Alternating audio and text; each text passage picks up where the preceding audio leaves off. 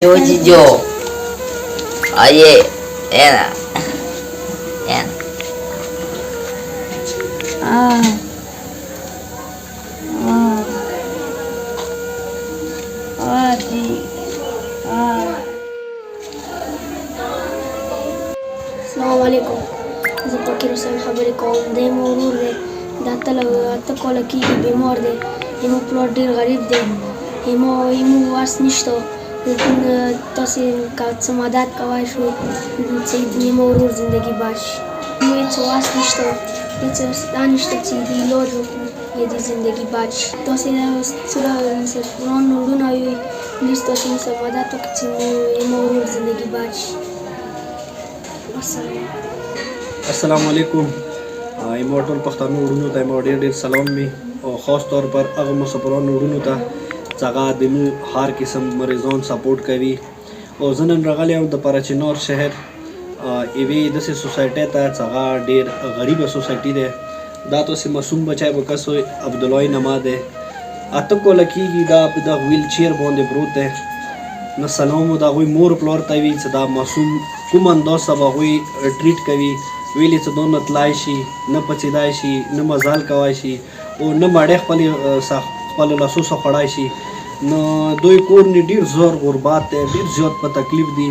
نو دغه ویډیو په ذریعې هغو وروڼو ته چې څوک دایمو بچي سپورټ کوي او دایمو چینل سپورټ کوي، نو پلیز تاسو ته زه ریکویسټ کوم چې دایمو کومه یوه چیریټي جوړه کړې ده، کازمی چیریټي اینډ فاونډیشن. هغه هم همدغو د یتیمانو، غریبانو، مسکینانو او خاص طور پر زما کینسر مریضانو لپاره جوړه کړې ده. پلیز تاسې دغه مریض ته، دغه مظلوم ته خامخا مدد وکړئ. دې علاج ممکن دی چې ما که یمو دې ښه طریقې سره علاج وکړو. او مین خبره دا چې دې چې بل کوم ورور و هغه دغې بیمارۍ وفات شولو، نو تاسې خامخا قرآن مجید کې هر یو سړي به اورېدلی وي چې چا یو انسانیت بچ کو، هغه داسې وایي ټول آل انسانیت بچ کو. نو دا غریب زندګۍ سوال دی. که تاسې دغه وړه سره چوکه ډونیشن کوي، د مو کانټیکټ نمبر به تاسو ته شو کېږي.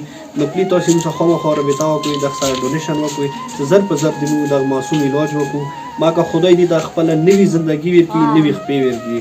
که تاسې به خپله واورئ، نه دا خبرې کوای شي، نه څه کوای شي، نو ډېر په تکلیف دی. هم مور او پلار او پلار غریبي بهر د کوم ایمو شهر دی پرچینار دغه کله ګوډۍ وچلوي، کله وړو کاروبار وکړي، کله څه وکړي. نو مثال ډېر زیات غربت دی. تاسو ته ښه پاتې دی چې یو سړي دومره غوټ بیمار وي کور کې او بیا نور بل څه بچي هغوی تعلیم شي، څه شي نه ډېر د مشکل شي.